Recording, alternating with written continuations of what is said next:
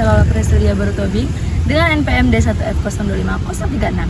Saya berasal dari program studi Sosiologi, Fakultas Ilmu Sosial dan Ilmu Politik mahasiswa dari Universitas Bengkulu. Di video kali ini, saya akan membahas sejarah singkat mengenai rumah pengasingan Bung Karno pada tahun 1938 hingga 1942. Kalian penasaran dengan penjelasan berikutnya? Mari simak videonya sampai habis.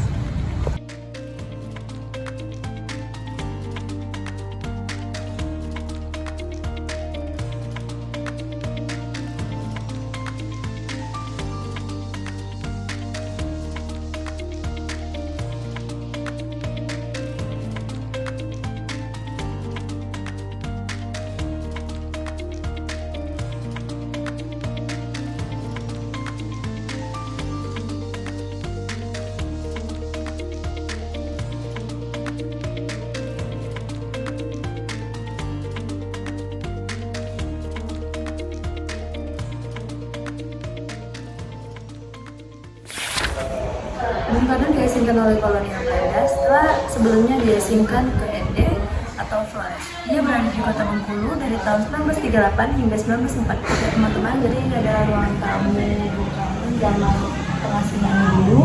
Lalu di sebelah sini ada sepeda yang pernah digunakan Bung Karno. Kita lanjut ke ruangan selanjutnya.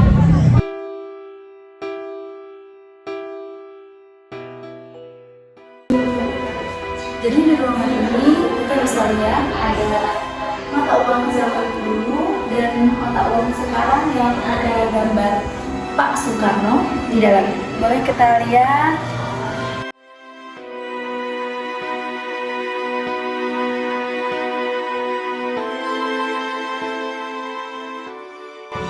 Sebelum saya lanjutkan ke ruangan selanjutnya, saya akan membahas secara singkat saja mengenai arsitektur bangunan ini. Bangunan ini memiliki arsitektur kepaduan antara gaya Eropa dan gaya Cina.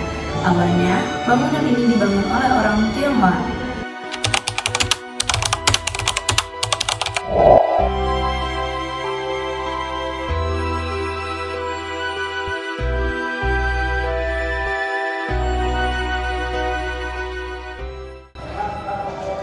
Oke, jadi ini adalah ruang tidur Bapak Soekarno dengan Ibu Inggit Garnasi. Ibu Inggit merupakan istri dari Bapak Soekarno yang menikah pada tanggal 24 Maret tahun 1923 di Bandung, Jawa Barat. Selama Bung Karno diasingkan di kota Bengkulu, Bung Karno memiliki dua anak angkat, yaitu Ratna Juwarni dan Sukarti.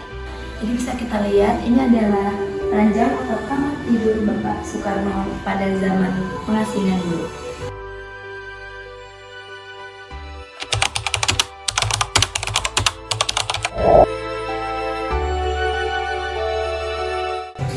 Oke, jadi teman-teman, ini dulunya ada ruang tidur tamu yang sekarang diisikan oleh guratan-guratan pena yang dibuat oleh Bung Karno. Di sini juga terdapat seragam atau kostum yang dikenakan oleh Monte Carlo. Seperti yang kita ketahui, Bung Karno ini memiliki hobi membaca. Oke teman-teman, jadi ini ada buku bacaan yang dikoleksi oleh Bung Karno yang sebagian besar merupakan sumbangan dari Bakhtiar Karim.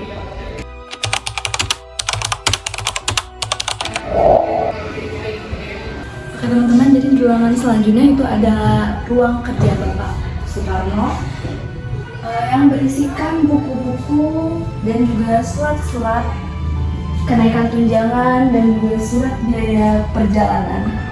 Meskipun dalam pengasingan, Bung Karno tetap semangat dalam menyuarakan semangat perjuangan dan juga membaca. Terbukti dengan banyaknya buku-buku koleksi Bung Karno yang berbahasa Belanda yang masih tersimpan di rumah ini.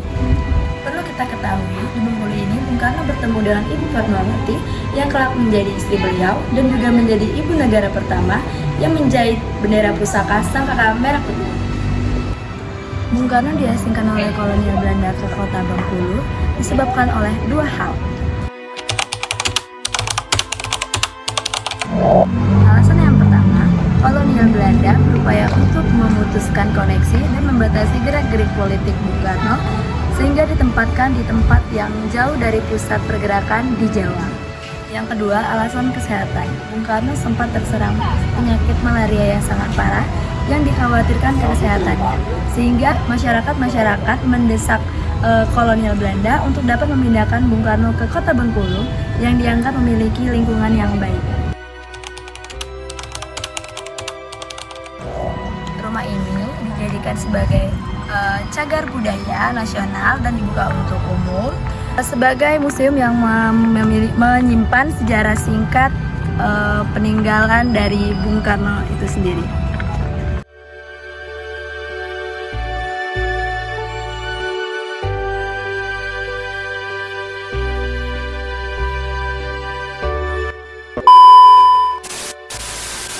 Oke teman-teman, jadi itu tadi adalah pembahasan secara singkat mengenai rumah pengasingan Bung Karno pada masa Bung Karno di Asika. Video ini diharapkan untuk menambah wawasan kita mengenai perjuangan pada masa sebelum kemerdekaan. Baiklah, itu tadi adalah video singkat yang dapat saya jelaskan. Jika teman-teman tertarik, boleh langsung datang ke lokasi rumah pengasingan Bung Karno yang berada di Kota Bengkulu. Jangan lupa like, comment, and subscribe. Bye-bye!